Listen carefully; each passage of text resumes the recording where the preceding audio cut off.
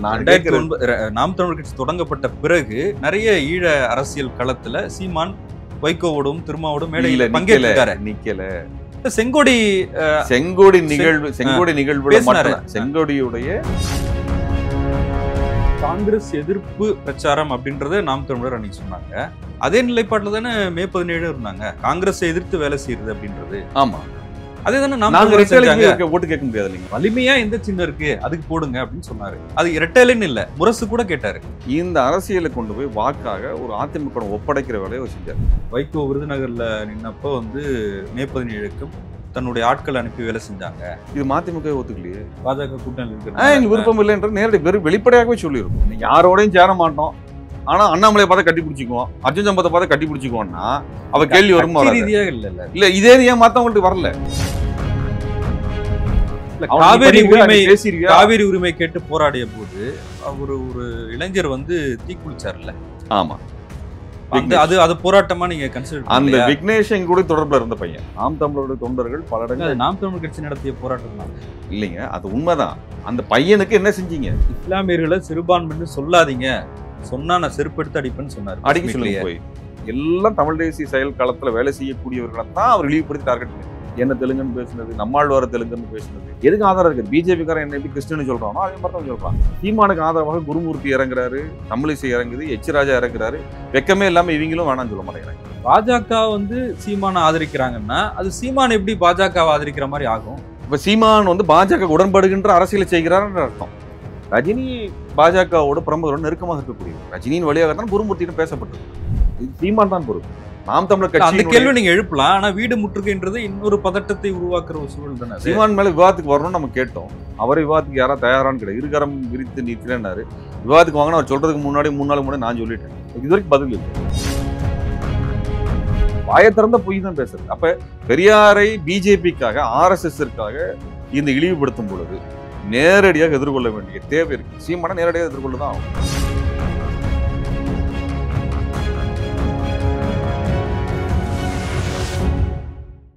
South பீட்டின் அன்பு உறவுகளுக்கு வணக்கம். நான் ஃபெலிக்ஸ் இன்பவொளி. இந்த நேர்காணலில் நாம் சந்திக்க இருப்பவர் மே 17 இயக்கத்தின் ஒருங்கிணைப்பாளர் திரு திருமுருகன் காந்தி அவர்கள்.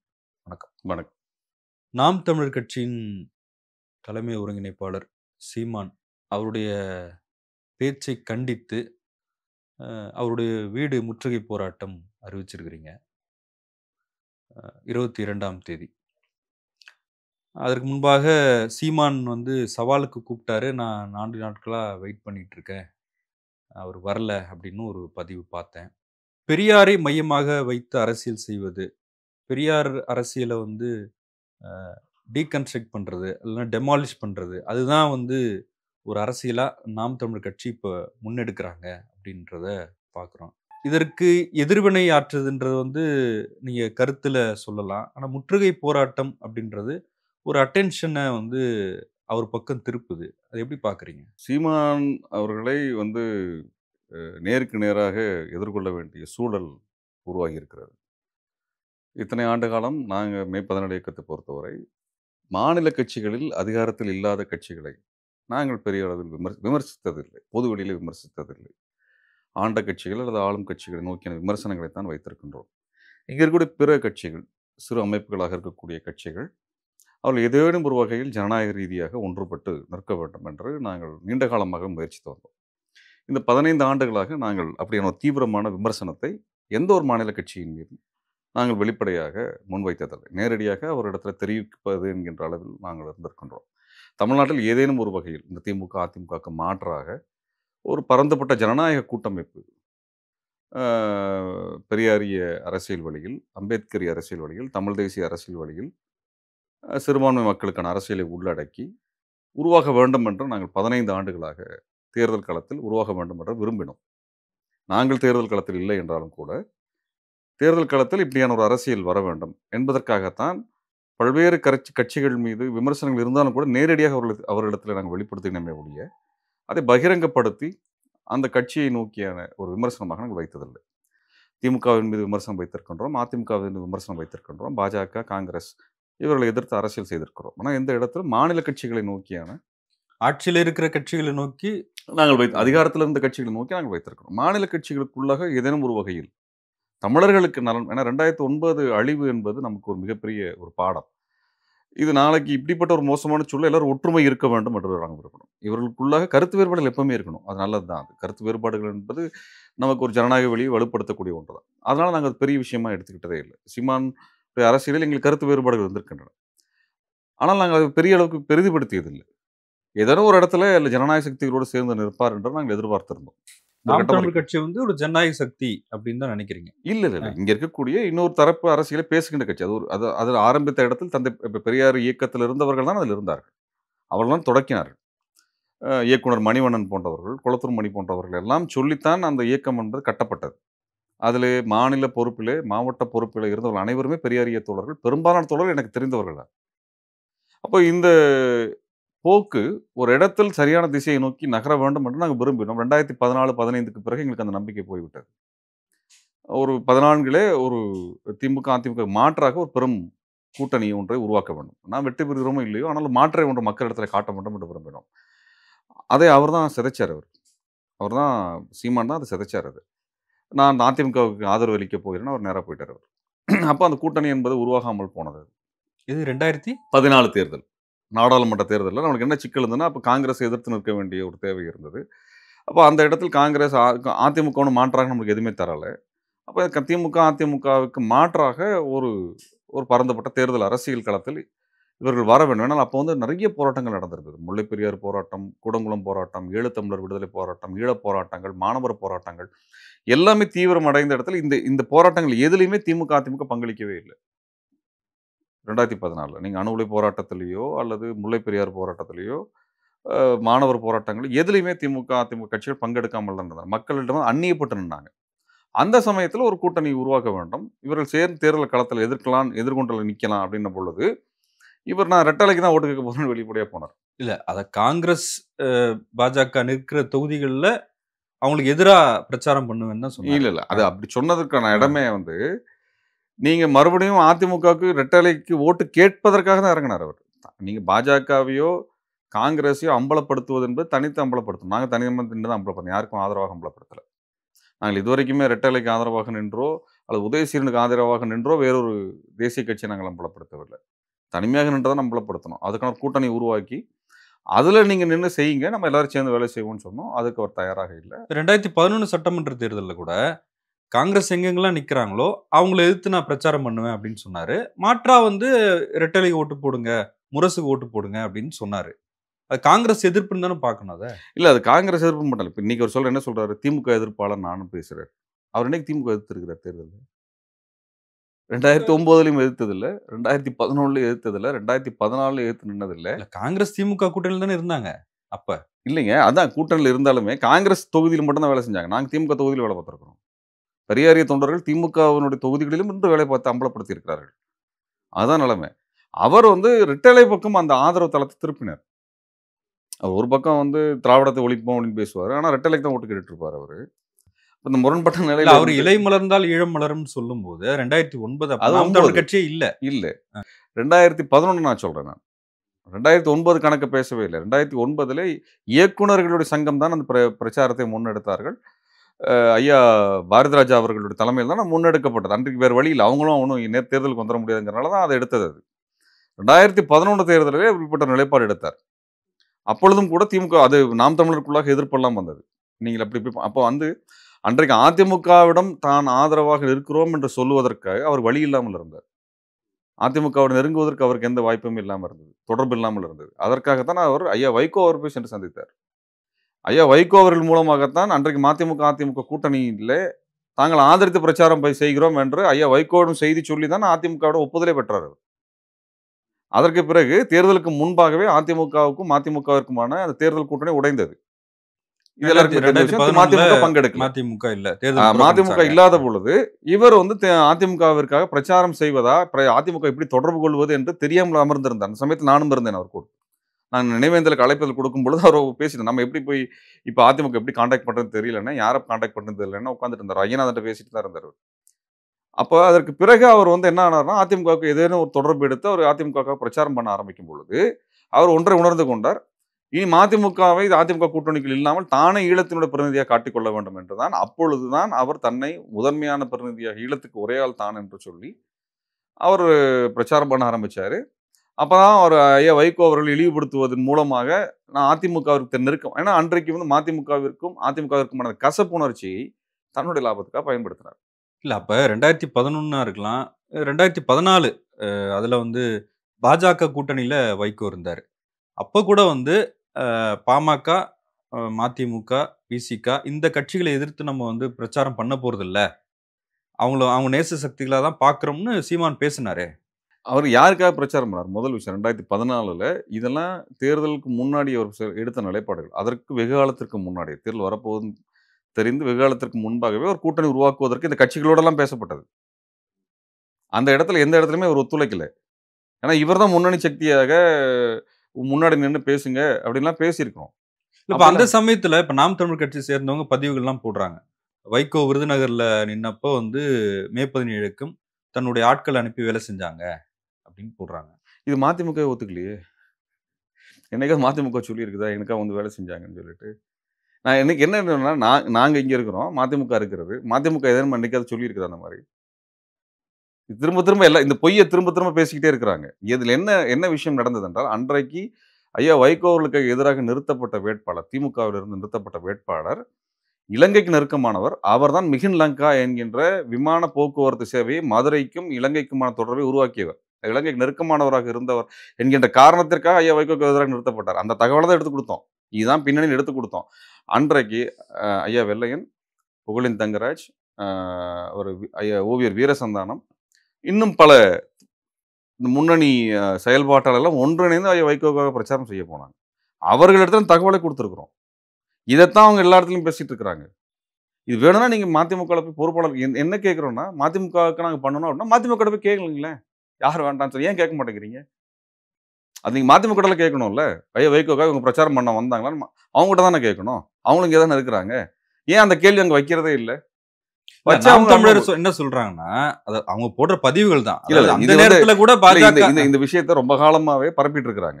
ஏனென்றால் நான் நேரடியாகவே ஐயா வைகோ அவர்களை பார்த்து நான் இந்த விஷயத்துல எங்களுக்கு உடன்பாடு இல்லை என்று ஒதுங்கி கொண்டோம். பாஜக கூட்டணியில் இருக்கிறது எங்களுக்கு விருப்பம் இல்லை என்று நேரடி வெளிப்படையாகவே சொல்லியிருந்தோம். நான் உங்க மேடைகள்லையோ அல்லது எங்க மேடைகள்லையோ இந்த மாதிரியான ஒரு கூட்டணி சமயத்தில் ஒன்றாக சேர்ந்து நிற்பது என்பது சாத்தியமில்லை என்பது நேரடியாகவே சொல்லியிருந்தோம். இங்க மல்லை சத்யா தோழர் நின்று இருந்தார், காஞ்சிபுரம் தொகுதி நின்று இருந்தார். சரிங்களா, அவரிடத்துல கூட நாங்கள் மறுத்து தான் சொல்லியிருந்தோம். இதெல்லாம் நீங்க ஒண்ணு இல்லை, மல்லை சத்யாரை கேட்டீங்கன்னா சொல்லிட போறாரு. சரி, நீங்க நேரம் ஐயா வைகோட தான் போய் கேட்கணுன்ற அவசியம் இல்லை. அந்த கட்சியில் இருக்கக்கூடிய முன்னணி பொறுப்பாளர் நேரடி போய் கேட்டால் சொல்ல போறாங்க. அன்றைக்கு என்ன பண்ணியிருந்தோம்னா, இவர்களுடைய ஈழ அரசியல் பத்தியான, அதாவது காங்கிரசினுடைய ஈழ அரசியல் பத்தியான புத்தகங்கள், அடுத்து வந்து அன்றைக்கு வந்து மீத்தேன் திட்டத்தை கொண்டு வந்த டிஆர் பாலுவுக்கு எதிரான குறுவெட்டுகள், சிடி, இதை எல்லா இடத்துலையும் பரப்புரை சொல்லியிருந்தோம். இது யாருக்கெல்லாம் தேவையோ எல்லாத்துக்கும் கொடுத்துருக்குறோம். நாங்கள் இது யாருக்கு தேவையோ எல்லாருக்கும் கொடுத்துருக்குறோம். சரிங்களா, இது வந்து எல்லா ஊர்களுக்கும் சென்று போய் பிரச்சாரம் பண்ணி கொடுத்துருக்குறோம். அது காங்கிரஸ் எதிர்ப்பு பிரச்சாரம் அப்படின்றத நாம் தமிழர் அன்னைக்கு சொன்னாங்க. அதே நிலைப்பாட்டில் தானே மே 17 இருந்தாங்க. காங்கிரஸை எதிர்த்து வேலை செய்யறது அப்படின்றது. ஆமா, அதே தானே ஓட்டு கேட்க முடியாது இல்லைங்களா? நாங்க வந்து காங்கிரஸ் தவறு, காங்கிரஸ் பிழை செய்திருக்கிறது. ஆனால் 2009 போர் நடந்த பொழுது காங்கிரஸை எதிர்த்து அதிமுக என்ன செய்தது? இல்ல, வலிமையா எந்த சின்னம் இருக்கு அதுக்கு போடுங்க அப்படின்னு சொன்னாரு. அது இரட்டையிலன்னு இல்ல, முரசு கூட கேட்டாரு. அதுதாங்க சொல்றோம். இப்ப என்ன பிரச்சனைனா, ஈழ அரசியல் தளம் உருவானது தமிழ் தேசிய அரசு தளத்தை உருவாக்கியாச்சு. அதுல எல்லா முற்போக்கு சக்திகளும் நின்றுனாங்க. இந்த அரசியலை கொண்டு போய் வாக்காக ஒரு அதிமுக ஒப்படைக்கிற வேலையை அவர் செஞ்சார். அதுல எந்த ப்ரீ கண்டிஷனும் இல்லை. நீங்க இது அதாவது என்ன, 40 பேர் 39 பேர் தேர்ந்தெடுக்கப்படுகிறார்கள். இதுல அதிமுக 40ன்னு நினைக்கிறேன். இதை வைத்துக்கொண்டு நீங்க பாராளுமன்றத்தில் ஒரு தீர்மானத்தை கொண்டு வர வேண்டும் என்ற ஒரு கோரிக்கையை கூட அவர் வந்து ஜெயலலிதா மேட்ட வைக்கல. எந்த கோரிக்கையும் இல்லாம நாங்க வந்து நேரடியாக காங்கிரஸ் இது பண்றதுக்காக உங்களுக்கு ஆதரவு தெரிவிக்கிறோம். நாங்க அதற்கு பிறகு அவங்க பாராளுமன்றத்தில் குறித்து விவாதம் எழுப்பணும்னு கூட அவர் எங்கேயுமே கேட்டதில்லை. அதனால பல இடங்களில் சொல்றோம். அவர் இந்த வேலையெல்லாம் செஞ்சுட்டு நீங்க வந்து அதிமுகவை வைத்து ஈழத்திற்கு ஏதாவது செய்திருக்கணும்ல. ஒரு குறைந்தபட்சம் ஒரு மாநாடை நடத்தி டெல்லியில நடத்தி பிற உறுப்பினர்களை சென்று சந்திப்பதோ ஏதேனும் ஒன்றையோ செஞ்சிருக்கணும்ல. எதையுமே அவர் செய்யல. நீங்க இவ்வளவு அதிகாரத்தில் இல்லாத கட்சி நீங்களே சொன்னீங்கல்ல. அதுதாங்க சொல்றேன். நீங்க ஆனா ஆதரவு தெரிவிச்சு தானே பிரச்சாரம் பண்ணீங்க. நீங்க தானே ஆதரவு தெரிவிச்சு பிரச்சாரம் பண்ணீங்க. அப்ப ஏதோ ஒரு கண்டிஷன், ஒரு கோரிக்கை வைக்கணும்ல. எதுக்காக ஆதரவு தெரிவிச்சீங்க? காங்கிரஸ் ஈழத்துக்கு எதிராக இருந்தனால் வீழ்த்த வேண்டும், திமுக ஈழத்துக்கு எதிராக இருந்தால் வீழ்த்த வேண்டும் என்றுதான் பிரச்சாரம் செஞ்சீங்க. இல்லையா? இல்ல, அப்ப அதுக்கப்புறம் சட்டமன்றத்துல ஜெயலலிதா வந்து அது நீங்க சொல்ற இலங்கையில வந்து 2011 போர்க்குற்றம் 2011ல இருந்த சூழலை புரிந்து கொண்டு ஜெயலலிதா அம்மையார் கொண்டு வந்த தீர்மானம் அது. ம். சரிங்களா? அதுதான் நடந்தது. இல்ல இப்ப அந்த தீர்மானத்த இப்ப மூவர் தூக்கு ரத்துல இருக்கட்டும். இலங்கை மீது போர்க்குற்ற விசாரணை நடத்தணும் அப்படின்ற அந்த தீர்மானமா இருக்கட்டும். இது 2 தீர்மானத்தையும் இப்ப நீங்களுமே ஆதரிச்சீங்களா அந்த நேரத்துல? இல்ல. நான் இப்ப இந்த இடத்துல தெளிவுபடுத்த விரும்புறேன். இப்ப 3 தூக்கு ரத்து என்பதை சாதித்தவர் ஜெயலலிதா அம்மையார் அல்ல. இல்ல அன்னைக்கு இல்ல, இல்ல. சட்டமன்றத்துல அவங்க இருங்க, இருங்க. அவங்க கொண்டு அத வந்த சொல்லிர்றேன் தீர்மானத்த நானு. அத சொல்லிர்றேன். அது பின்னணியில. அன்றைக்கு உயர்நீதிமன்றத்திலே வழக்கை நடத்தி அதை சாத்தியப்படுத்தியவர் ஐயா வைகோ. அதற்கு பிறகு அது நடப்பதற்கு முன்பு செங்கோடியினுடைய அ ஈகம் நடக்கிறது. அதுவரைக்கும் ஜெயலலிதா அம்மையார் இதுக்கு பதில் சொல்லல. தன்னால் இந்த தூக்கை நிறுத்த முடியாது என்பதுதான் ஜெயலலிதா அம்மையார் சட்டமன்றத்தில் பேசிய உரை. செங்கொடி உடலை எடுத்துட்டு வரும்பொழுது, அன்றைக்கு அதிமுகவினுடைய கொடி கம்பங்கள் அறுக்கப்பட்டு, கொடிகள் இறக்கப்பட்டுச்சு. அந்த போராட்டத்துல. அன்றைக்கு அதிமுக எதிரான முழக்கங்கள் காஞ்சிபுரத்துல எழுப்பப்பட்டது. அது போராட்டம் அதிமுகவுக்கு எதிரான போராட்டமாக திரும்ப ஆரம்பித்தது. இதுதான் செங்கொடி ஊர்வலத்துல நீங்க பார்த்திருந்தீங்களா? நான் நேரடியாக இருந்து பார்த்திருக்கோம். நாங்களும் முழக்கமிட்டிருக்கிறோம். இதெல்லாம் கண்ணுக்கு முன்னாடி நடக்க ஆரம்பிச்சது. அப்புறம் வழக்கு தீர்ப்பு இப்படி ஒரு நிலை வரும் என்று தெரிந்த உடனே அந்த அம்மையார் தீர்மானத்தை கொண்டு வருகிறாங்க. அது 2011. அப்படின்னு ஒண்ணு சொல்றாங்க. தீர்மானமாக பின்னாடி நிறைவேற்றுவது என்பது 2013, 14 கொண்டு வராங்க. இவள் விடுதலை செய்ய வேண்டும் என்பது எல்லாத்தையும் பின்னாடி கொண்டு வராங்க. ஆனால் அதை நடைமுறைப்படுத்துவதற்கான கால அவகாசத்தை அவங்க என்ன பண்றாங்க? தவிர்க்கிறார்கள். தீர்மானமாவும் இருக்குது. ஆனா நடைமுறைப்படுத்தல. உச்சநீதிமன்றம் சொல்லிச்சு, மாநிலத்துக்கு அதிகாரம் இருக்குன்னு சொல்லிச்சு. மாநில அதிகாரத்தின் அடிப்படையில் விடுதலையெல்லாம் செய்யல அவங்க. தீர்மானத்தை போட்டு மத்திய அரசின் ஒப்புதலுக்காக காத்திருக்கிறோம்னு சொன்னாங்க. மத்திய அரசு எப்படி ஒப்புதல் தர முடியும்? சிதம்பரம் எப்படி தருவாரு? தரமாட்டாரு. அப்ப அது என்னன்னா, இங்க இருக்கிற உணர்வு நிலையை பயன்படுத்திக் கொண்டது. 2வது இந்த ஐநா தீர்மானத்தை மறுக்கிறோம், நிராகரிக்கிறோம். பொது வாக்கெடுப்புக்கு வேண்டும். இனப்படுகொலைக்கான சர்வதேச விசாரணை வேண்டும் என்ற 2 கோரிக்கையும் மாணவர் போராட்டத்தினூடாக எழுந்த கோரிக்கை. மாணவர் போராட்டம் பெரும் போராட்டமா நடந்தது. மாணவர்களுக்கு இந்த கோரிக்கை ஆவணத்தை தயாரித்து கொடுத்தது மே 17 இயக்கம். என்னோட அலுவலகத்துல வைத்து தான் கோரிக்கை எழுதி கொடுத்தோம். லயோலா கல்லூரி மாணவர்களிடத்துல இந்த விளக்கத்தை தெரிவித்து இதை எழுதி கொடுத்தோம். இதுதான் நம் கோரிக்கை வைக்க வேண்டும் என்று. அது மாணவர் போராட்டமாக எழுந்த பிறகு அந்த கோரிக்கையை ஆதரித்து அம்மையார் தீர்மானம் ஆனால் அந்த தீர்மானத்தை முன்னகர்த்துவதற்கு எந்த வேலையும் அவங்க செய்யல. அவங்க என்கிட்ட நன்றி நீங்க தீர்மானம் நிறைவேற்றினாங்க. நீங்க தான் நன்றி சொல்லுங்கன்னு என்கிட்ட கேட்டாங்க. நான் சொன்னேன், நீங்க தீர்மானம் நிறைவேற்றி இருக்கிறீங்க. 40 எம்பிஸ் இருக்கிறாங்க உங்களுக்கு. அல்லது கூட்டணியோட சேர்த்து 30 பேத்துக்கு மேல இருக்கிறாங்க. நீங்க பாராளுமன்றத்துல குறித்து விவாதத்தை எழுப்பாம என்கிட்ட நன்றி கேட்கிறீங்கன்னா நாங்க எடுத்துக்கொள்ள முடியாது. நான் மறுத்தோம் அத. நன்றி தெரிவிக்கணும்னு நாங்க சொன்னாங்களா? நன்றி தெரிவிக்க நன்றி தெரிவிக்க கேட்டாங்க. நாங்க நன்றி தெரிவிக்க மாட்டோம் சொன்னேன். அவங்க சொல்லி கேட்டாங்களா தெரியாது, யார் சொல்லி கேட்டாங்கன்னு எனக்கு தெரியாது. ஆனா எங்ககிட்ட கோரிக்கை வைக்கப்பட்ட பொழுது நாங்கள் மறுத்தோம், நிராகரித்தோம். ஆனால் இதை இந்திய அளவில் கொண்டு போனாதான் நாங்க இதை ஏற்றுக்கொள்ள முடியும். இந்திய அளவில் கொண்டு செல்லவில்லை. நாங்க திமுக ஏன் ஆதரவு தெரிவிக்கல? 2019, 2024, 2021 ஈழ அரசியல் இந்த இனப்படுகொலை அரசியல் தீர்மானங்களை நீங்கள் இந்திய அளவில் விவாதமாக மாத்துங்க. இந்திய அளவில் அதற்கான ஒரு தீர்வை கொண்டு வருவதற்கு முயற்சி எடுங்கன்னு சொன்னோம். அவங்க வலியுறுத்துவோம்னு அறிக்கையில் 2019ல குடுத்தாங்க, 24ல குடுத்தாங்க. இதுவரைக்கும் எதுவும் செய்யல. 21லயும் அவங்க எதுவுமே செய்யல. அவங்க ஈழம்ங்கிற வார்த்தையை விட்டுட்டு இன்றைக்கு முதல்வர் என்ன சொல்றாரு? இலங்கைன்ற வார்த்தையை தான் பயன்படுத்தி இருக்கிறார். ஒரு துக்ளக் சொல்லக்கூடிய வார்த்தையை தான் அவர் பயன்படுத்திட்டு இருக்கிறார். அப்ப நீங்க இந்த அரசியல மே 17 ரொம்ப தெளிவாகவே இருக்கிறது. சரிங்களா? இந்த அரசியல்னா ஒரு தமிழ்நாட்டிற்குள்ளாக ஒரு மாற்று சக்திகள் குறைந்தபட்ச ஆற்றலாவது எழணும்னு நினைச்சோம் நாங்க. குறைந்தபட்ச ஆற்றல். நினைச்சோம் நீங்க ஆட்சியை பிடிக்கணுங்கிறதல்ல. ஒரு 10, 20 எம்எல்ஏக்கள் உங்களுக்கு இருந்து அந்த குரல் தீர்மானமாக நிறைவேறுவது. கோரிக்கை தீர்மானம் நிறைவேற்ற ஒரு அழுத்தம் கொடுக்கணும் இல்லையா? அதை செய்வதற்காவது இவர்கள்லாம் ஒன்று சேர வேண்டும் என்று விரும்பினோம். 2014 அதிமுக போய் நின்னாரு. நாங்க ஆதரிக்கிறீங்கனால உங்க மேடையில நாங்க ஏறி நின்னு பேச மாட்டோம். ஏன்னா நானும் அவரும் சேர்ந்து பேசுவதாக இருந்தது. நான் மறுத்தேன்.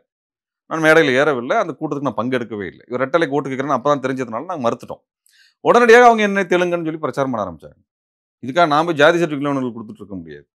அதற்கு பிறகு மோடி ஆட்சிக்கு வந்ததற்கு பின்னாடி தமிழ்நாட்டினுடைய சூழல் இந்திய சூழலே மாறுது. எல்லாரும் என்ன மறுக்கிறாங்கன்னா 2014க்கு முன்பு இருந்த சூழல் 2014க்கு பின்பு இருந்த சூழல் இருக்கு இல்லையா, 2 ஒண்ணு நினைக்கிறாங்க. இது நாம் தமிழர் கட்சி இதை இன்றைக்கு வரைக்கும் மெயின்டைன் பண்றாங்க. 2014க்கு முன்பு சூழல் வேறு, 2014க்கு பின்பான சூழல் வேறு. மோடி ஆட்சிக்கு வந்ததற்கு பிறகு என்ன பண்றாங்கன்னா மாநில உரிமையை நசுக்குவது, மாநில கட்சிகள் இல்லாமல் செய்வது, மாநிலத்தினுடைய அனைத்து விதமான அடையாளங்களையும் அழிப்பது என்கின்ற ஒரு அழிவு அரசியலை நோக்கி வேகமாக முன்னகர்கிறார்கள். வெறுமன பிஜேபி எதிர்ப்பு அல்ல. இது மாநிலத்தினோட அடையாளத்தை, இனத்தின் அடையாளத்தை அழிப்பது என்கின்ற இடத்துக்கு நகர ஆரம்பிக்கிறாங்க. பாஜக எங்களுடைய மனிதகுல எதிரி அப்படின்னு சொல்றாங்க நாம் தமிழர். அதுதாங்க மனிதகுலத்துக்கு எதிரின்னா அப்ப நீங்க எப்படி போராடி இருக்கணும்? எவ்வளவு தீவிரமா போராட்டத்தை முன்னெடுத்திருக்கணும்? தமிழ்நாட்டில் பாஜக எதிர்ப்பு அரசியலை முன்னணியில் நின்று செய்தவர்கள் யார்? நாம் தமிழர் கிடையாது. சீமான் கிடையாது. சீமான் பிரஸ் மீட்ல பேசுவாருங்க. பிரஸ் மீட்ல காங்கிரஸ் எங்க இணை எதிரி, பாஜக மனித குலத்துக்கு எதிரின்றது அவருடைய ஸ்டேட்மெண்ட். நிறைய ஸ்டேட்மெண்ட் கொடுத்திருக்காரு. அவர் ஸ்டேட்மெண்ட் இன்னைக்கு ஒண்ணு நாளைக்கு ஒண்ணு இருக்கும். அது ஸ்டேட்மெண்ட் எல்லாம் இல்ல. வேலை திட்டம் என்ன? நீங்க தமிழ்நாட்டுல எத்தனையோ ஆர்எஸ்எஸ் பயிற்சி முகாம் நடக்கிறது. எதிர்த்திருக்கிறோம். கம்ப்ளைண்ட் கொடுத்திருக்கிறோம். கூரா போன்ற தோழர்கள், மூத்த தோழர்கள் நேரடியாக போய் நின்னு மல்லு கட்டியிருக்கிறாங்க. நாங்கள் அவர்களுக்கு எதிராக ஊர்வலம் நடத்தி ஆர்எஸ் ஆபீஸை முற்றுகையிடுகிற போராட்டத்தில் நடத்தியிருக்கிறோம். தொடர்ச்சியா ஆர்எஸ்க்கு எதிரான பிரச்சாரம் செஞ்சுட்டு இருக்கிறோம். இதுவரை ஆர்எஸ்எஸ்க்கு எதிராக நாம் தமிழர் கட்சி செய்த வேலை என்ன? வேலை திட்டம் என்ன? அதுக்கு இன்னொன்னு பதில் அவங்க கிட்ட இருக்கு. பாஜக இங்க இல்லவே இல்ல. அதை எதிர்த்து ஏன் போராடணும்? இங்க திமுக ஆட்சியில இருக்காங்க, அதிமுக ஆட்சியில இருக்காங்க. அவங்கள எதிர்த்து நம்ம போராடணும். அதாவது இல்லவே இல்லாத பாஜகவை எதுக்கு எதிர்த்து? பாஜகவினுடைய அரசியல் அதிகாரம் டெல்லியில இருக்கிறது. நாம் எதிர்க்கிறது இங்க இருக்கக்கூடிய லோக்கல் பிஜேபி அண்ணாமலையையோ தமிழிசையோ அல்ல. மோடியினுடைய திட்டங்கள் இங்க இருக்குது. இன்னைக்கு அவர் யுஜிசியில சட்டம் கொண்டு வந்திருக்கார். தமிழ்நாட்டுக்கு யூனிவர்சிட்டியே டிகிரி கொடுக்க முடியாதுன்னு இருக்காங்க. தமிழ்நாட்டில் இன்னைக்கு படிக்கிற மாணவர்களுக்கு டிகிரி கிடைக்க போறது இல்லை. சரிங்களா? இதை எதிர்த்து சீமான் எதுவும் பேசியிருக்க மாட்டார். சரிங்களா? ஆளுநர் மாநில சட்டங்கள் எதுவுமே நிறைவேற்ற விடாமல் தடுத்து வைத்திருக்கிறார். அதை எதிர்த்து அவங்க பேசினதில்லை. இது திமுக அரசுன்னு மட்டும் இல்ல. அதிமுக அரசின் சட்டங்கள் நிறைவேற்ற விடாமல் தடுத்தார். ஒரு மாநில அரசினுடைய உச்சபட்ச அதிகாரம் என்ன? சட்டங்களை இயற்றுவது. அதை டெல்லியினுடைய புரோக்கர் ஒருத்தர் தடை செய்கிறார். பிஜேபியினுடைய ஆட்கள் தடை செய்கிறார் என்றால், நீங்க திமுக, அதிமுகவை தவிர நீங்க ஆட்சிக்கு வந்தால் அதான் நடக்க போகுது. சீமான் முதலமைச்சர் ஆனாலுமே ஆளுநர் ஆபீஸ்ல தடை செய்ய போறாங்க. அப்ப இது ஒரு கட்சிக்கு பிரச்சனை இல்லை. தமிழ்நாட்டினுடைய பிரச்சனை. ஆனால் இதுவரை அப்படி தமிழ்நாட்டினுடைய பிரச்சனையாக அதை கருதி அதுக்கான போராட்டத்தை அவர் கட்டமைத்ததல்ல. நீங்க தமிழ்நாட்டில் இருக்கக்கூடிய பல்வேறு உரிமை பிரச்சனைகள். இந்த உரிமை பிரச்சனைகளிலே பிஜேபி அனைத்து விதமான அதிகாரத்தையும் தன்வயப்படுத்துகிறது. நீங்க மாநில பிஜேபி எதிர்த்து நம்ம அரசியல் பண்ணலைங்க. நீங்க காங்கிரஸுக்கு பண்ணும்போது சோனியா காந்தி அம்மையாருக்கும் ராகுல் காந்திக்கு எதிர்த்தான அரசியல் பண்ணீங்க. அப்பதான் பிரச்சாரம் பண்ணீங்க. அப்ப இன்றைக்கு நாம எதிர்த்து பிரச்சாரம் பண்ணுறது மாநிலத்தில் இந்த கட்சி இருக்குதா இல்லையாங்கிற ஆராய்ச்சிக்காக வேலைக்கு பண்ணல. டெல்லியில் அந்த அதிகாரம் இருக்கிறது. அந்த அதிகாரத்தின் மூலமாக தமிழ்நாட்டு உரிமைகள் மறுக்கப்பட்டு கொண்டே இருக்கின்றன. தமிழ்நாட்டு மீனவர் படுகொலை செய்யப்பட்டு கொண்டே இருக்கிறார்கள். பிஜேபி ஆட்சிக்கு வந்ததுக்கு பிறகு 10 மீனவர் படுகொலை செய்யப்பட்டிருக்கிறார்கள். இதற்கு எதிரான எந்த போராட்டத்தையும் கட்டமைக்கல. எந்த போராட்டத்தையும் கட்டமைக்கல. இதுதான் நீங்க ஏதோ ஒரு போராட்டத்தை சொல்லுங்க. நீங்க பிஜேபிக்கு எதிராக இப்ப நான் உடனே எனக்கு அப்படி சொல்ல முடியாது. ஆனா பல போராட்டங்களை நடத்திட்டு நீங்க தேடி பாருங்க. நான் என்ன சொல்றேன், நாங்க எங்க ஆற்றலுக்கு செய்யறதை விட குறைவா ஒரு வேலையை செஞ்சுட்டு எங்க முன்னாடி நின்று பேசக்கூடாது. அப்படி ஒரு வேலையை நீங்க பேசக்கூடாது. உங்களுடைய ஆற்றல் என்ன? நீங்க இவ்வளோ பெரிய கட்சியாக வளர்ந்து நின்றுட்டு நீங்க என்ன அரசியல் செஞ்சிருக்கிறீங்கன்னு தான் பேசணும். நீங்க எதை ரெப்ரசன்ட் பண்றீங்க? பிரபாகரனை ரெப்ரசன்ட் பண்றதா சொல்லிக்கிட்டு, சரிங்களா? நீங்க எந்த அரசியல் செஞ்சீங்கிற கேள்விதான் வரலாற்றில் வரும். அப்ப இதையெல்லாம் பார்த்த பிறகு அப்ப என்னன்னா, தமிழ்நாட்டிற்குள் குறிப்பாக இருக்கக்கூடிய திமுக எதிர்ப்பு நிலை அல்லது அதிமுக எதிர்ப்பு நிலை என்பது தனித்தன்மை கொண்டது. சரிங்களா? இந்த அரசியலை முடக்குவதற்காக இருக்கக்கூடிய பாஜக அதிகாரம் என்பது மிகப்பெரியது. அதுல இப்ப நீட் எதிர்ப்பா இருக்கலாம், விவசாய சட்டங்களை எதிர்த்ததா இருக்கலாம். அந்த மாதிரியான பாஜகவோட திட்டங்களை தீவிரமா நாம் தமிழர் எதிர்க்கிறாங்கல்ல. அவங்க எந்த சட்டத்தையும் ஆதரிக்கலையே. ஆதரிக்கலைங்க. அதை எதிர்த்து மக்களை திரட்டணும். 2 விஷயம் இருக்கு. இப்ப நீங்க விவசாய சட்டங்களுக்கு எதிராக இல்ல அவங்க கட்சிக்கு அவங்க சக்திக்கு என்ன இருக்குதோ அது அப்படித்தானே செய்ய முடியும். ஒரு கட்சியும் அந்த ஆற்றலை செய்யல அப்படிங்கிறத கேட்கிறோம். வேற ஒண்ணும் இல்ல. அது எல்லாத்துக்கும் நீங்க இங்க வள்ளூர் கூடல ஒரு ஆர்ப்பாட்டத்தை போட்டு நீங்க முடிச்சுட்டு போயிடுறீங்க. அவ்வளவுதான் விஷயம். அது நாங்களும் பண்ணிட்டு போயிடுவோம். எல்லா அரசியல் கட்சியும் அதானே செய்யறாங்க. இப்ப எல்லா அரசியல் கட்சி மாதிரி தான் அவங்களும். இப்ப நாங்க தனித்த மாற்று புரட்டல் அப்படின்னு பேசிட்டு இருக்கிறாங்க. தலைகளை மாற்றுவோம், இதுவா மாற்றுவோம், அதெல்லாம் ஒன்றுமே கிடையாது. எல்லா கட்சியும் மாதிரி தான். அதிமுக மாதிரி, திமுக மாதிரி அவங்களும் ஒன்றுங்கிறதா நாங்கள் சொல்ல வர்றோம். நம்ம நாங்கள் ஒரு புனித பசுன்னு சொல்லிட்டு இருக்கிறாரு. அவர் புனித பசுலாம் இல்லை. அது இதே மாதிரியான ஒன்று தான். மற்ற கட்சிகள் மாதிரி சாதாரண கட்சி தான். சாதாரண ஒன்று. அவரால் எதுவுமே செய்ய முடியாது என்பதை தான் சொல்கிறோம். அவர் ஆட்சிக்கு வந்தாலும் இப்போ என்ன சீரியல் இருக்கோ அதான் ஆட்சியில் அவர் பண்ணாலும் நடக்க போகுது. அதனால் அவரை போய் மாற்றாலாம் ஒன்று பார்க்காதீங்க. எல்லாத்தையும் பார்ப்பதே போல உங்கள் ஆட்கள் என்ன எழுதுறாங்க, நீங்கள் திமுக தப்பு செய்யலையான்னு கேட்குறாங்க. ஆமாப்பா, அதை தான் நீயும் செஞ்சுட்டு இருக்கிற. ஆனா ஒரு அரசியல் கட்சியா எலிவேட் ஆகுறது இருக்குல்ல. ஒரு அரசியல் கட்சியா ஒரு 8% வாக்குகளோட தேர்தல் ஆணையத்தோட அங்கீகாரம் பெற்று தனி சின்னத்துல நின்று அப்படின்றது அங்கீகரிக்கலையா? மக்கள் அங்கீகாரம் தானே. அதாவது என்னன்னாங்க, தமிழ்நாட்டில் திமுக அதிமுகவுக்கு மாற்று என்கின்ற இடத்துக்குன்னு ஒரு 10-15% ஓட்டு எப்பவுமே இருக்குது. இன்றைக்கு இல்லை, காலங்காலமாகவே இருக்கிறது. இல்லை, ஆனா அதே தேர்தல் களத்துல அவங்க சந்திக்கிற சவாலும் இருக்குல்ல. இப்ப விவசாய சின்னம் முதல்ல இருந்துச்சு, இப்ப அது இல்ல, மைக்கு சின்னம் கொடுத்தாங்க. அதெல்லாம் தாண்டி 8% வாக்குகள் நாம் தமிழர் கட்சி விஜயகாந்த் பெற்றாருங்க. என்ன கொள்கை சொல்லி பெற்றாரு? விஜயகாந்த் என்ன கொள்கை சொல்லி பெற்றார்? இதோட அதிகமா பெற்றார். சரிங்களா? இங்கே திமுக மீதும், அதிமுக மீதுமான ஒரு என்னது சலிப்படைந்து, வெறுப்படைந்த மக்கள் ஒரு சதவீத வாக்குகள் இருக்கிறது. ஆக அறுவடை செய்து கொண்டே இருக்கிறார்கள். நீங்க ஒரு நான் என்ன சொல்றேன்னா, விஜயகாந்த் வந்து நம்ம ஏன் அவ்வளவு தீவிரமா விமர்சிக்கிறதுன்னா, அவர் தான் தான் புரட்சி கொண்டு வரப்போறேன். தமிழ் தேசியம் மலர்ச்சி கொண்டு வரப்போறேன்லாம் அவர் பேசல. புரியுதுங்களா? நான் மார்க்சின் மாணவன் இப்ப பெரியார் விட்டாரு. இல்லன்னா அதை சொல்லிட்டு பிரபாகரனுடைய தம்பி கிம்பின்னு பேசி இப்படிலாம் ஒரு டயலாக் வந்து பேசல அவர். ரொம்ப எளிமையா எதார்த்தமா திமுக திட்டினாரு, அதிமுக திட்டினாரு, ஓட்டு வாங்கிட்டு போனாரு. இவர் என்ன சொல்றாரு? நான் தான் எல்லாத்தையும் மாற்றப் போறேன். நான் தான் சூழலியல் மாற்றத்தை எல்லா மாற்றத்தையும் நான் தான் கொண்டு வரப் அரசியல் போறேன். அடிப்படை மாற்றம்னு அடிப்படை சொல்றாரு. மாற்றம் அப்படி அடிப்படை மாற்றம் இங்க செய்யறோம்னு அதிகாரிகளை மாற்றுவதற்கான எந்த அதிகாரமும் மாநில கட்சிக்கு கிடையாது. நீங்க ஒரு பொய்யான ஒரு விஷயத்த உங்க இளைஞர்களுக்கு சொல்றீங்க இல்லையா? நீங்க இங்க ஐஏஎஸ் அதிகாரிக்கு ட்ரெய்னிங் எங்க நடக்குது? டெல்லியில நடக்குது. டெல்லிக்காரன் தான் ட்ரெய்னிங் பண்ணி இங்க அனுப்புறான். இந்த ஐஏஎஸ் அதிகாரி தான் எல்லா கொள்கை முடிவும் நடைமுறைப்படுத்துறான். நிர்வாகத்த நடத்துறான். சரிங்களா? இத நீ தலைகீழா மாத்துவேன்னு எத வச்சு சொன்னீங்க? வாய்க்கு வந்தத சொல்றது. நெய்தல் படைக்கட்டும்னு வாய்க்கு வந்து சொல்றாரு. அப்ப நீங்க ஒரு ஒரு மாற்றம் வேணும் என்ற இளைஞர்களை தவறா வழிநடத்தி கொண்டு வந்து நிறுத்துறாரு. ஒரு உணர்ச்சி சுரண்டல பண்றாரு அவரு. இல்ல அந்த உணர்வும் அரசியல்ல தேவைப்படுதுல்ல. அது மக்கள கரெக்ட் தாங்க. நீங்க ஒருங்கிணைக்கிறதுக்கு. எதார்த்த அரசியல் சொல்லுங்க நீங்க. எது நீட்டுன்னு முடியுமோ சொன்னா நான் பூட்டு போடுவேன்னு சொல்றது இருக்குல்ல. அது ஒரு உணர்ச்சியின் வெளிப்பாடு தானே. நீங்க ஜிஎஸ்டி தரமாட்டேன். இத பண்ணாம இருந்துற முடியுமா? ம். இப்ப நீங்க நீங்க செய்ய முடியாத ஒரு விஷயம், உங்க அதிகாரத்தில் இல்லாத ஒரு விஷயம். நானும் பேசலாம். எல்லாருக்கும் வந்து 10 கிலோ தங்கம் தர்றேன்னு சொல்லிட்டு போலாம்.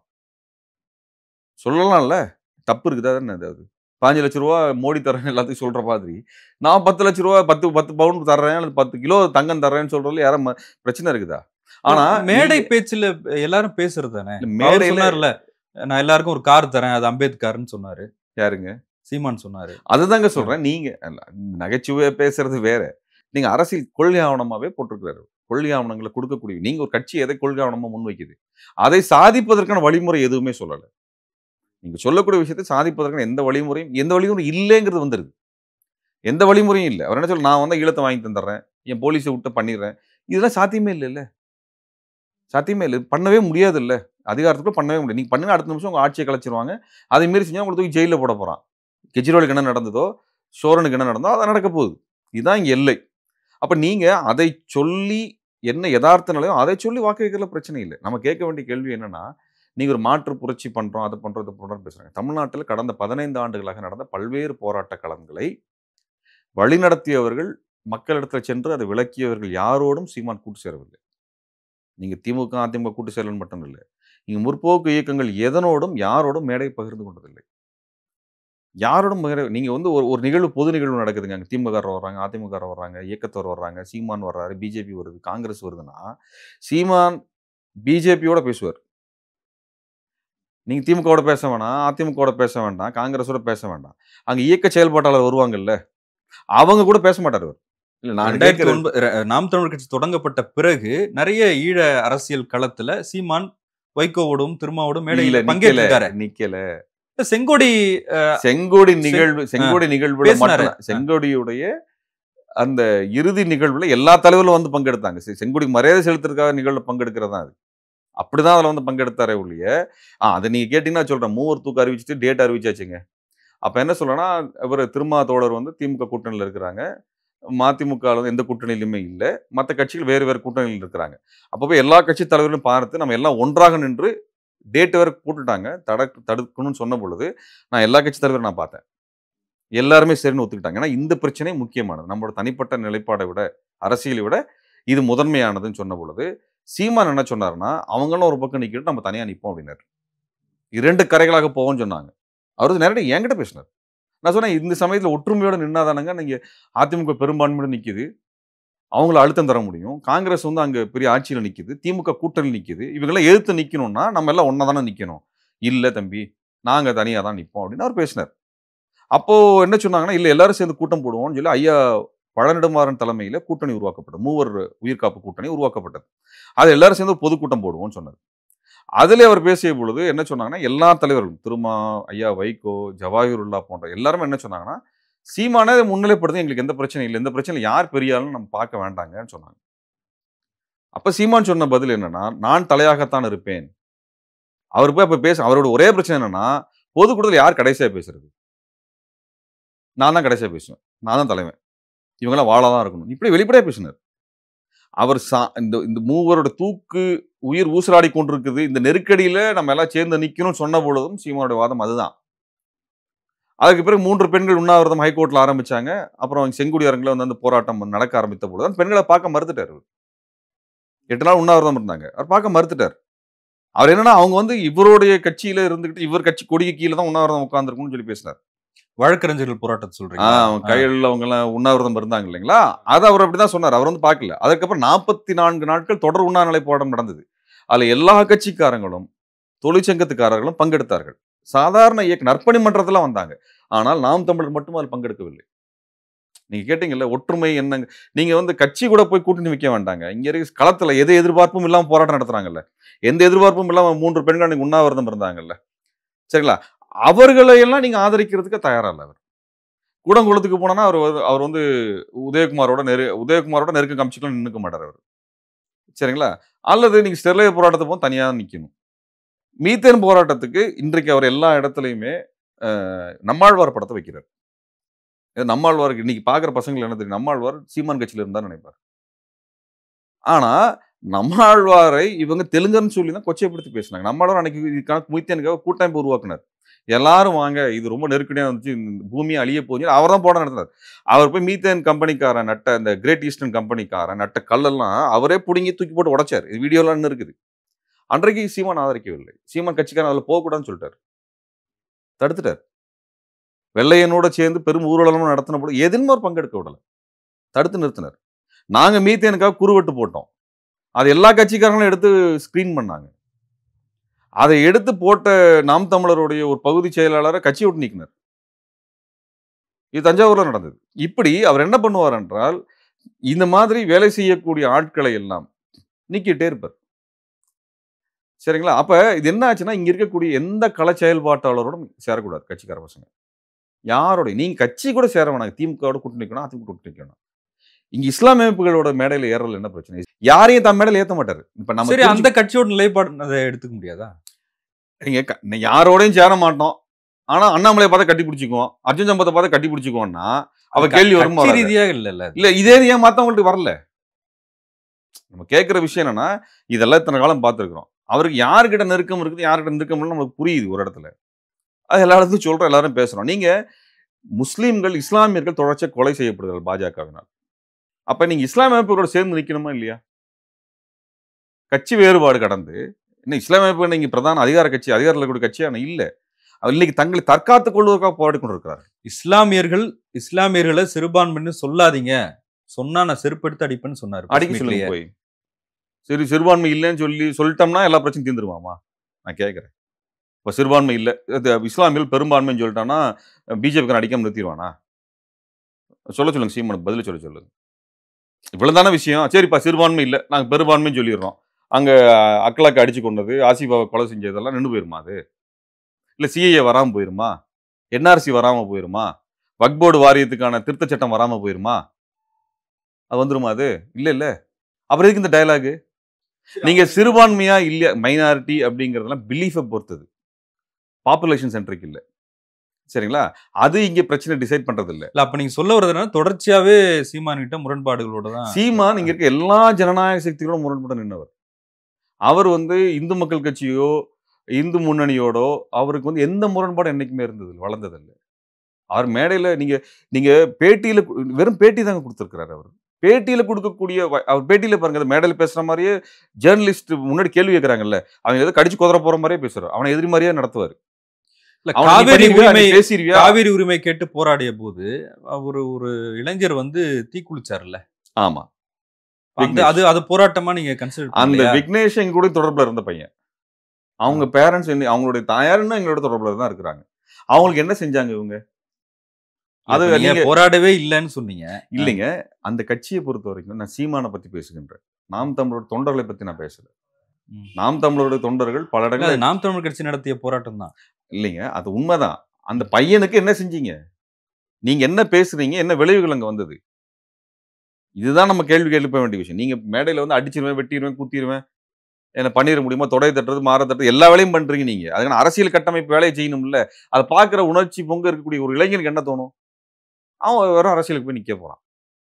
நீங்க அன்றைக்கு அந்த தம்பி விக்னேஷோடைய குடும்பத்து நிலைமை இன்னைக்கு என்ன? அதை தான் நீங்க கேட்கணும். நான் அதுக்குள்ளலாம் போக விரும்பல. சரிங்களா? ஆனா நம்ம என்ன சொல்ல விரும்புறோம்னா, இங்க இருக்கக்கூடிய மாற்று அரசியல் அமைப்புகளோடெல்லாம் நீங்கள் கைகோர்த்து நிற்கிறது இல்ல. என்ன சிக்கல் வந்துற போகுது? இன்றைக்கு முகிலன் இருக்கிறாரு. சுற்றுப்புறச்சூழல் செயல்பாட்டாளர். அவர் திமுக, அதிமுக எல்லாம் எதிர்த்து நின்னு சண்டை போட்டு அடி வாங்கி தான் நிக்கிறாரு. அவரெல்லாம் கூட இவங்க அங்கீகரிக்க மாட்டாங்க. சில திமுகவுக்கு எதிராக கடுமையாக பேசி உதயகுமார், அவரை விமர்சிப்பாங்க தீவிரமாக. கொச்சையா விமர்சிப்பாங்க. இப்படி அதே மாரி பேராசிரியர் ஜெயராமன். அவர் வந்து இது கெயில் பைப் லைனுக்காகவும், மீத்தேன் ஹைட்ரோ கார்பன் திட்டத்துக்கும் எதிராக கடுமையான போராட்டம் நடத்தி அவருக்கு சிறைக்கு போய் பல்வேறு ஒடுக்குமுறைக்குள்ளானவர் அவர். மிகவும் மரியாதைக்குரியவராக அந்த பகுதியில அனைத்து மக்களாலும் அரவணைக்கப்படக்கூடிய ஒரு களப் போராளியாகவும், மக்களால் நேசிக்கப்படக்கூடிய ஒரு தலைவராக இருக்கக்கூடிய ஒருத்தர். அவர் தேர்தல் ஆசைப்படக்கூடியவர்லாம் கிடையாது. அவர் கொலை மிரட்டல் விடுறது கட்சிக்காரனை விட்டு. இந்த ரவுடித்தனம் பண்றது இருக்குல்ல, இந்த கொலைகா நீ வந்து பேராசிரியர் ஜெயராமன நீங்க வந்து இவ்ளோ மிரட்டி அவ்வளோ தூரம் நீங்க ஒரு அரசியல் செய்வீங்க அப்படின்னா, அதே பிஜேபிக்காரன் மேல இத்தனை தமிழுக்கு எதிராகவும், தமிழனுக்கு எதிராகவும் பண்றேன். அவன நோக்கி பண்ண வேண்டியது தானே? அது ஏன் அங்க உங்களுக்கு வரமாட்டேங்குது வாய்? இங்க தமிழ் தேசிய செயல்பாட்டாளர் நீங்க சுப உதயகுமார் இழிவா திட்டுறது, இங்க இருக்கக்கூடிய மத்த செயல்பாட்டாளர் இழிவா திட்டுறது, பேராசிரியர் ஜெயராமன கொலை எல்லாம் தமிழ் தேசிய செயல் களத்துல வேலை செய்யக்கூடியவர்கள தான் அவர் இழிவுபடுத்தி டார்கெட் பண்ணியிருக்காரு. என்ன தெலுங்குன்னு பேசுனது, நம்மாழ்வார தெலுங்குன்னு பேசுனது. எதுக்கு ஆதாரம் இருக்குது? பிஜேபிக்காரன் என்ன எப்படி கிறிஸ்டின்னு சொல்றானோ, அதே மாரி தான் சொல்றான். அவனுக்கு என்ன மத சர்டிஃபிகேட் தரணும், இவனுக்கு என்ன ஜாதி சர்டிஃபிகேட் தரணும். 2ம் தரணும்னு அவசியம் இல்ல. இவங்க 2 பேரும் அவ்வளவு யோக்கியமானவனும் கிடையாது. ஆனா, சீமானோட அரசியல் இங்கே ஒரு தமிழ் இன ஒற்றுமை வரக்கூடாது என்பதில் மிக தெளிவாக இருந்தார். திமுக, அதிமுக மாற்றாக எல்லாரும் சேர்ந்து உருவாக்கலாங்கிறத உடைச்சது அவர்தான். அவர் தமிழ்நாட்டில் எந்த அரசியல் மாற்று அரசியல் உருவாவதை அவர் ஒருபொழுதும் அனுமதிக்க மாட்டார். உடைத்துக் கொண்டே இருப்பார், சிதைத்துக் கொண்டே இருப்பார். இல்ல மக்கள் நல கூட்டணி உருவாச்சுல்ல 2016ல. ஆமா. ஆனா அது தேர்தல்ல தோல்வியை தானே சந்திச்சுது. ஆனா அது தாண்டி அந்த கூட்டணி உருவாச்சுல்ல. உருவாச்சு. அதுக்கப்புறம் நிக்கல அது. இல்ல நம்ம என்ன அதுக்கு கேட்கிறோம்னா எப்படி சீமான் பொறுப்பாவாரு? இல்லைங்க. அது வந்து மக்கள் நல கூட்டணியில சீமான் இருந்தா தானே அத பத்தி பேசவே முடியும். நம்ம என்ன கேட்கிறோம்னா, சீமான் வந்தா தானே ஒரு கூட்டணி உருவாக்குறதுல ஒரு மாற்று அரசியல் பேசுறதுக்கு ஒரு இடம் கிடைக்கும். அத உருவாக்க தயாரா இல்லைல்ல. இல்ல அதிகாரத்துக்கு அவரு வரணும்னு நினைக்கிறாரு. முதலமைச்சரா அவரு வரட்டுங்க. வரணும்னு நினைக்கிறாரு. நம்ம இப்ப நாங்கலாம் என்ன தேர்தலையா போட்டி போட போறோம்? நீங்க எல்லாம் இங்க இருக்கக்கூடிய சின்ன சின்ன அமைப்புகள், மக்களுக்காக போராடக்கூடிய அமைப்புகள்லாம் ஒன்றிணைங்க. அவங்கலாம் ஒரு எல்லாத்தையும் இணைச்சு எல்லாத்துக்கும் ஒரு அங்கீகாரம் குடுத்து, நம்ம எல்லாருமே சேர்ந்து ஒரு வேலை செய்வோம். நீங்க முதலமைச்சர் ஆயிடுவீங்க. யார் வேணாம்னு சொன்னா? ஓபிஎஸ் முதலமைச்சர் ஆகும் பொழுது, இவங்கலாம் 6 நம்மளுக்கு ஒண்ணும் பெரிய மாற்று கருத்து தான் இருக்கு. அது நம்ம கையில ஒண்ணும் இல்ல. சரிங்களா? நம்ம அத பத்தி நம்ம பதவிக்கு ஆசைப்பட்டவங்க வந்து நிக்கிறோம். அது இல்ல. தமிழ்நாட்டுல ஒரு ஒற்றுமை அரசியல் வேணும். பல்வேறு முரண்பாடுகள் நமக்குள்ள இருந்தாலும், இன்னைக்கு பிஜேபி என்பது மிகப்பெரிய ஒரு அழிவு சக்தியா வந்து நிக்குது. இப்ப கடந்த கால செயல்பாடுகளுக்கும் இப்ப அவரு பெரியார் குறித்த ஒரு அவதூற பேசுறதுக்கும் தொடர்பு இருக்குன்றீங்களா? தொடர்ச்சியாக செய்துட்டு வந்தார். இங்க எல்லாத்தையும் அவதூறு ஏன்னா எல்லா இடத்துலயும் இளைஞர்கள் போகணும் தடுக்கிறதுக்கான எல்லா வேலையும் செய்வார் அவர். எந்த முற்போக்கு அமைப்புகளோடும் இணைந்து, எந்த விதமான களப் போராட்டத்தோடும் இணைந்து இளைஞர்கள் போவதை தடுப்பதற்கு அவர் செஞ்சுட்டே இருப்பார். நீங்க ஒரு போராட்டம் நடத்துனீங்கன்னா, தனியா ஒரு போராட்டம் நடத்திட்டு இருப்பாரு. அதெல்லாம் அவங்களோட சேர்ந்தெல்லாம் பண்ண மாட்டார். தனியா நின்னு ஒரு போராட்டத்த பண்ணி, அந்த பசங்க தனியா வச்சுட்டு இருப்பாரு. ஒரே கோரிக்கையா தான் இருக்கும். அவர் வேணும்னு என்ன பண்ணுவார், தனியா அந்த பசங்கள பிரிச்சு கொண்டு போய் வச்சிருப்பார். அப்ப ஒற்றுமையே இருக்காது. இங்க 100 பேர் நிப்போம், அங்க அவரோட ஒரு 50 பேர் நிறுத்தி வச்சிருப்பாரு. பிரிச்சுருவாரு. இந்த வேலைய தொடர்ச்சியா செஞ்சுக்கிட்டே வந்துட்டு இருந்தார். இப்ப என்னன்னா, அவர் வந்து இப்ப பாரதிய ஜனதா கட்சி ஒரு நெருக்கடியில வந்து நிற்கிறது. தமிழ்நாட்டிற்குள்ளாக நகர இயலாமல் வந்து நிற்கிறது. என்னன்னா, ரொம்ப அவங்களுடைய பெரிய நெருக்கடியே என்னன்னா, இங்க திராவிட ஸ் கோட்பாடு முன்வைத்த சமூக நீதிக்கு மாற்றாக எந்த கோட்பாட்டையும் பாஜகவால் வைக்க முடியல. சரிங்களா? நீங்க திராவிடங்கிற பேர விட்டுருங்க. வேற எந்த பேரையும் விட்டுருங்க. ஒரு சமூக நீதி கோட்பாடுன்னு சொல்றாங்க. நீங்க திமுகவோட மட்டுமே தொடர்புபடுத்தி பார்க்க முடியாது. இங்க இருக்க எல்லா இயக்கங்களும் காலங்காலமாக போராடும். சமூக நீதியில எல்லாருமே போராடிட்டு இருக்கிறோம். இந்த சமூக நீதி கோட்பாட்டுக்கு மாற்றாக பாஜகவினால் எந்த விதமான மாற்று திட்டத்தையும் வைக்க முடியல. அதுக்கு பெரிய தடைக்கல் என்னன்னா, கோட்பாட்டு தலைமை தான் இருக்குது. இங்க தமிழ்நாட்டுக்கு கோட்பாட்டு தலைமை என்னது? தந்தை பெரியார் முன்வைத்த அந்த கொள்கை திட்டம் தான். அப்ப அந்த தந்தை பெரியார் வைத்த அந்த கொள்கை திட்டத்தை தமிழ்நாட்டுல எந்த மாநில கட்சியும் எதிர்த்ததில்லை. எல்லாரும் ஏதோ ஒரு வகையில ஏற்றுக்கொண்டார்கள். சரிங்களா? ஏதோ ஒரு புள்ளியில அதை வந்து ஏற்றுக்கொண்டவர்கள். அப்ப அந்த கொள்கை திட்டம் இருக்கு இல்லையா? அந்த கொள்கை திட்டத்தை சிதைப்பது என்பது பிஜேபினால முடியல. அப்ப என்ன பண்றாங்கன்னா, அந்த கொள்கை திட்டத்தை கொண்டு வந்த பெரியாரினுடைய அந்த இமேஜ் இருக்கு இல்லையா? பெரியாரை பற்றியான அந்த மதிப்பை சிதைக்கிறது மூலமாக அந்த கொள்கை திட்டத்தை நீங்க உடைத்தெறிகிறது. இதுதான் அடிப்படை. அப்ப நீங்க பெரியார் பிம்பத்தை ஏன் தாக்குறாங்க? பெரியார் என்ன வாக்கு அரசியலுக்கானவரா? இப்ப சீமான் என்ன பேசுறாரு? பெரியார சொல்லி ஓட்டு வாங்கிருவாங்கிறாரு. பெரியார் சொன்ன அரசியல் தானே ஓட்டா மாறி இன்னைக்கு வந்து எல்லாரும் திமுக, அதிமுகன்னு வந்து நிக்குது. அப்ப அவர் என்ன பண்றாருன்னா, பிஜேபி என்ன பண்ணுதுன்னா, சீமானை வைத்து பெரியார் என்கின்ற அந்த மதிப்பை, தமிழினத்தினுடைய அடையாளத்தை உடைப்பது, அந்த சமூக நீதி அரசியல் வெறும் திமுக மட்டும் சொந்தம் அல்ல. இங்க இருக்கிற எல்லா கட்சிகளும் சொந்தமானதுதான். அதிமுக அதை நிறைவேற்றிருக்கிறது. எம்ஜிஆர் அவர்கள் இடஒதுக்கீடு கொண்டு வந்திருக்கிறார். விகிதங்கள் மாறி இருக்கலாம். ஆனா இந்த கொள்கையிலிருந்து வேறுபட்டு அவங்களால போக முடியல. பொருளாதார ரீதியான இடஒதுக்கீடுன்னு சொல்லி இப்ப இடபிள்யூஎஸ் பேசுறோமே, இதை மாதிரி எம்ஜிஆர் பேசிய பொழுது கடுமையான தோல்வி சந்தித்தார். அதற்கு பிறகு நிலைப்பாட்டை மாற்றி நேர் எதிராக வேற வந்தார். சரிங்களா? அப்ப இந்த இதெல்லாம் மக்களிடத்துல இருக்கக்கூடிய கருத்து, கட்சி கருத்துக்கள் மட்டுமா பார்க்க முடியாது. சாமானிய மக்கள் இடத்துல இருக்கக்கூடிய கருத்து. பெரியார் வந்து சாமானிய மக்கள் இடத்துல சென்று சேர்ந்த ஒருத்தர். அப்ப அதை சிதைப்பதன் மூலமாக நீங்க இடஒதுக்கீடு கோரிக்கையை நீங்க நிராகரிக்க முடியும். சாதி மறுப்பு கோரிக்கை நிராகரிக்க முடியும். பெண் விடுதலையை நிராகரிக்க முடியும். இப்படி பல்வேறு விஷயங்கள், நீங்க வெறும் பெரியார் என்பது வெறும் பெரியார் என்ற தனிப்பட்ட ஒரு விஷயம் அல்ல. அதன் மூலமாக முன்னெடுக்கப்பட்ட கொள்கை போராட்டங்கள். இப்ப நீங்க ஒரு மாற்று அரசியல் வரணும்னு நினைக்கிறீங்களா? திமுக, அதிமுக இல்லாத ஒரு மாற்று அரசியல் வரணும் அப்படின்னு நினைக்கிறீங்க. இந்த திமுக, அதிமுக இவ்வளவு காலம் ஆட்சியில இருப்பதற்கு, அதிகாரத்தை பகிர்ந்துகிறதுக்கு காரணமா இருக்கிறது, அடிநாதமா இருக்கிறது திராவிடம் தான். அந்த திராவிட கருத்தியலுக்கு ஐகானா இருக்கிறது பெரியார் தான். அதை தகர்க்கணும்னு அவர் சொல்றாரு. ஆமா. இல்ல, நீங்க வந்து கட்சியை வந்து எதிர்த்து பேசுறவர், கட்சியில் இருக்கக்கூடிய ஒவ்வொரு அமைச்சர் என்ன தப்பு பண்றாங்கன்னு எதிர்த்து போய் பேசுங்க. யார் மறுக்கல, யார் வேண்டாம்னு சொல்லல. அதை போய் பேசுங்க. மாவட்ட செயலர் என்ன தப்பு பண்றாங்க, அதை போய் எடுத்து பேசுங்க. இல்ல, அதை நீங்க தகர்த்துட்டா ஒரு மாற்று அரசியல் வந்து நீங்க பெரியாரை தகர்த்துட்டீங்கன்னா, பெரியார் முன்வைத்த கொள்கைகளை தகர்க்கிறதுக்கான வேலை தான் அது. நான் கேட்கிறேன், திமுக அதிமுக கூட மாவட்ட செயலாளருக்கும் பெரும்பாலான அமைச்சருக்கும் பெரியார் கொள்கை உடன்பாடு இருக்கா என்ன? தொடர்பு இருக்கா என்ன? அப்படி இருந்ததுன்னா நரசிம்மன் பேசிட்டு எந்த மாவட்டங்களும் நுழைஞ்சிருக்க முடியுமா? திமுக இருக்கக்கூடிய அமைச்சர்கள் பெரும்பாலானோர் பெரிய அரசியல் கிடையாது. மாவட்ட செயலர் பெரும்பாலான பெரிய அரசியல் கிடையாது. வெகு சில பேர் மட்டும்தான். அதிமுகவும் இதான் நிலைமை.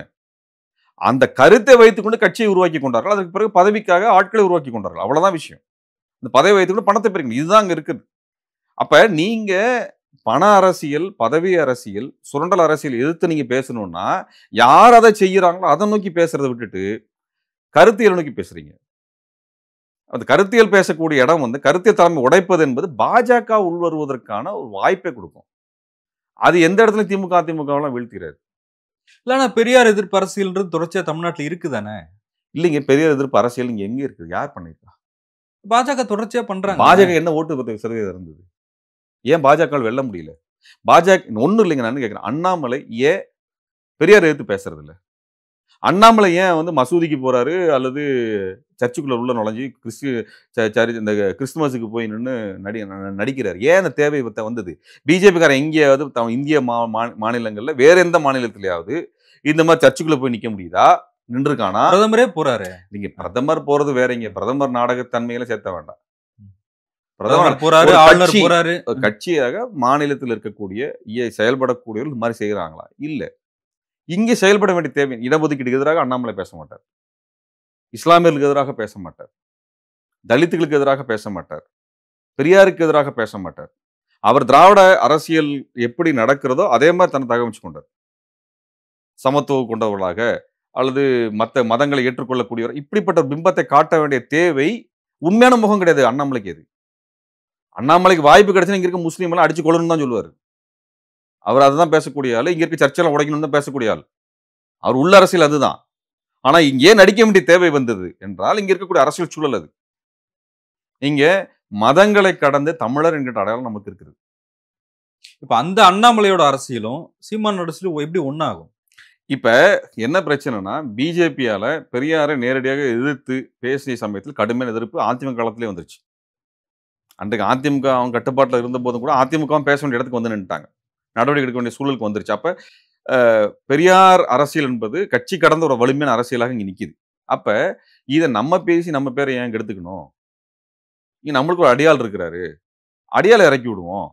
அடியாளுக்கு ஒரு பிரச்சனை கிடையாது. தனக்கு காசு கிடைச்சா லாபம் கிடைச்சா எதை வேணா பேசுவார் அவர். அதனால அவர் இறங்கி இருக்கிறாரு, இறக்கி விட்டுருக்கிறாங்க. இன்றைக்கு என்னன்னா ஈரோடு இடைத்தேர்தல். ஈரோடு என்பது தந்தை பெரியாருடைய ஊர். அது அந்த இடைத்தேர்தலிலே பெரியாரை எதிர்த்து பேசி நான் ஓட்டு வாங்கி காட்டுவேன் என்கின்ற இடத்துக்கு சீமான் வர வைக்கிறதுக்கான பின்னணி என்னன்னால், பாஜக அங்க இறங்க போறது இல்லை, அதிமுக இறங்க போறது இல்லை. ஏன்னா அடுத்த ஒரு வருஷம் தேர்தல் வரப்போகுது. இப்போதைக்கு அதிமுக வந்து தன் பலவீனத்தை காட்டுவதற்கு தயாராக இல்லை. பாஜகவும் தன் பலவீனத்தை அண்ணாமலை பலவீனத்தை காட்ட தயாராக இருக்க மாட்டேன். ஏன்னா இதுல டெபாசிட் போச்சுன்னு வச்சுக்கோங்க, அண்ணாமலை பதவிக்கு வேட்டு வந்துடும். ஆனால் பாஜக வாக்குகளையும் அதிமுக வாக்குகளையும், அதிமுக வாக்குகளை திமுக எதிர்ப்பு என்கின்ற அடிப்படையில் பாஜக வாக்குகளை பெரியார் எதிர்ப்பு என்கின்ற வெளிப்படையாக பேசி ஏற்கனவே 10,000 ஓட்டு வாங்கியிருக்கிறார் போன இடைத்தேர்தலில். அதுக்கு முன்னாடி 11,000 ஓட்டு வாங்கியிருக்கிறாரு. இந்த 10,000 11,000 ஓட்டை இன்னொரு 20,000 ஓட்டா மாத்தினான்னு வச்சுக்கோங்க, பிஜேபி ஓட்டு அதிமுக ஓட்டு கிடைச்சதுன்னா பெரியார் எதிர்ப்பு அரசியலை பேசினா 20,000 ஓட்டு நான் பெரியாரோட ஊரிலே வாங்கினேன்னு பேசணும். இது சீமானை பேச வைத்து பாஜக என்ன பண்ணணும்? தமிழ்நாட்டிலே பெரியாரை எதிர்த்து பேசி கொச்சைப்படுத்தி எங்களால் ஓட்டுக்க வாங்க முடியும் என்பதை காட்ட விரும்புகிறது. அதனால தான் சீமானுக்கு ஆதரவாக குருமூர்த்தி இறங்குறாரு, தமிழிசை இறங்குது, எச் ராஜா இறங்குறாரு. வெக்கமே இல்லாம இவங்களும் வேணாம்னு சொல்ல மாட்டேங்கிறாங்க. இவங்க எந்த வெக்கமும் இல்லாம யார் வேணா கொடு, ஆதரவு கொடுன்னு ராஜபக்சே சேர்ந்து கூட வாங்கி வச்சுக்குவாங்க. இல்ல அது அப்ப சீமானோட அரசியல் அந்த கீழ்த்தரமான கேவலமான அந்த அரசு இந்த இடத்துக்கு வரும் பொழுதுதான் சீமானை எதிர்க்க வேண்டிய இடம் வருகிறது, அம்பலப்படுத்த வேண்டிய தேவை வருகிறது. பாஜக வந்து சீமானை ஆதரிக்கிறாங்கன்னா அது சீமான் எப்படி பாஜகவை ஆதரிக்கிற மாதிரி ஆகும்? இப்ப சீமான் வந்து பாஜக உடன்படுகின்ற அரசியலை செய்கிறார்ன்ற அர்த்தம், வேற ஒண்ணுமே கிடையாது. சீமான் பாஜகவினுடைய அரசியல். நீங்க ரஜினி ஏன் பார்த்தாரு? ரஜினிக்கும் இன்றைய தமிழ்நாடு அரசியலுக்கும் என்ன தொடர்பு? அவர் அரசியல் வரமாட்டேன்னு சொல்லிட்டு போயிட்டார். ரஜினி பாஜகவோட பிரமுகரோடு நெருக்கமாக இருக்கக்கூடியவர். ரஜினியின் வழியாகத்தான் குருமூர்த்தியிடம் பேசப்பட்டிருக்கிறது. வெளிப்படையாக வேற என்ன இருக்குது? அதான் இப்ப அம்பலமாகி இருக்கிறது. ரஜினிகிட்ட போய் திடீர்னு பேசுறதுக்கு இவருக்கு என்னங்க விஷயம் இருக்குது? ரஜினி என்ன பெரிய கட்சி கட்டமைப்பு வச்சுட்டு உட்காந்துருக்காரா என்ன? நீங்க அப்படின்னா நீங்க போய் விஜய்கிட்ட போய் பேசலாம். புது ஆற்றலா வர்றாரு, பேசி ஒரு உடன்பாடு இருக்கலாம், காரணம் இருக்கலாம், அதுல புரிஞ்சுக்கிறது நியாயம் இருக்கலாம். ஆனா நீங்க கட்சியே இல்லாத, எதுவும் இல்லாத, அரசியல் வரமாட்டேன்னு சொன்னா ரஜினியை போய் சந்திப்பதற்கு காரணம் பாஜகவிற்கு நெருக்கமானவர் அவர். அவர் பிரமுகர்களோடு இணக்கமாக இருக்கக்கூடியவர் அவர். அவரவே அவர் வழியாக ஒரு அரசியல் இணக்கத்தை ஏற்படுத்திட்டார் வெளிப்படையாக. நீங்க அதற்கு பிறகு என்ன பண்ணாரு? அண்ணா யூனிவர்சிட்டிக்கு நாங்க எதிர்த்து போராட்டம் பண்ணோம், களத்து திடீர்னு இறங்குறாரு. எத்தனையோ விஷயங்களும் ஒன்றும் பேசல. நீங்க மாஞ்சோலை பிரச்சனையில இருந்து, மீனவ பிரச்சனையில இருந்து திமுக எதிர்த்து அவர் எந்த போராட்டத்துக்கு இறங்கல. 4 வருஷத்துல திமுக எதிர்த்து பெரிய போராட்டத்தை அவர் நடத்தவே இல்லைங்க. வெறும் பிரஸ் மீட்ல டயலாக் விடுவாரு, நல்லா நாடகம் நடிப்பாரு, ஆக்ஷன் கொடுப்பாரு, பாடி லாங்குவேஜ் பயங்கரமா காமிப்பாரு, ஏற்ற இறக்கத்தோட டயலாக் பேசுவார், இவ்வளவுதான் பண்ணுவார். காலத்துல எந்த இடத்துல மக்களை திரட்டிலாம் போராட்டம் பண்ணனதே கிடையாது திமுக எதிராக. அவர் திமுகவோட நெருக்கமா தான் இருக்கிறாரு. ஏதாவது பிரச்சனை நேரம் திமுக போய் முதலமைச்சரை போய் பார்த்துருவாரு. அவருடைய முதலமைச்சர் ஆட்சி சிறப்பாக இருக்குன்னு அறிக்கை கொடுத்துட்டு முடிச்சுட்டு போயிருவாரு.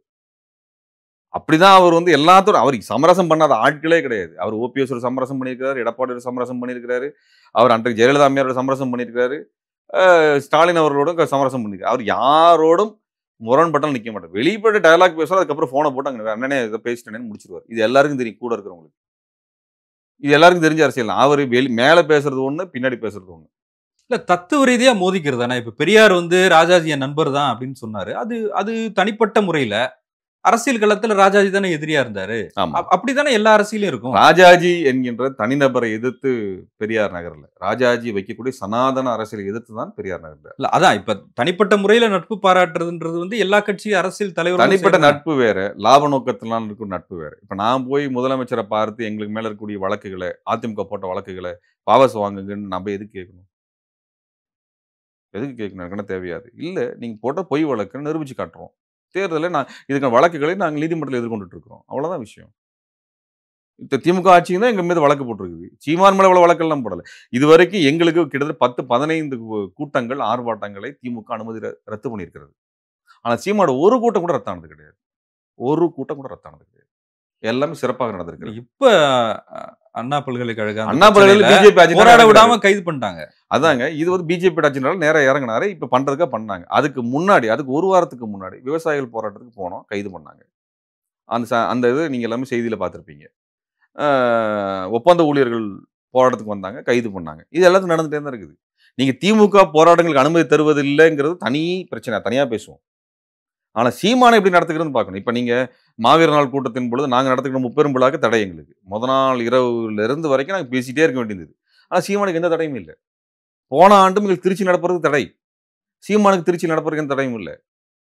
எங்களுக்கு வந்து இது மருதுபாண்டியர்களுக்கு வீர வணக்க கூட்டம் மேலூரில் தடை, திருப்பத்தூரில் தடை, காரைக்குடியில் தடை. அவருக்கு எந்த தடையும் கிடையாது. எங்களுக்கு பெரியாருடைய கூட்டம் கோயம்புத்தூர் நடத்துவதற்கு தடை. அவருக்கு எந்த கூட்டமும் எந்த பிரச்சனையும் கிடையாது.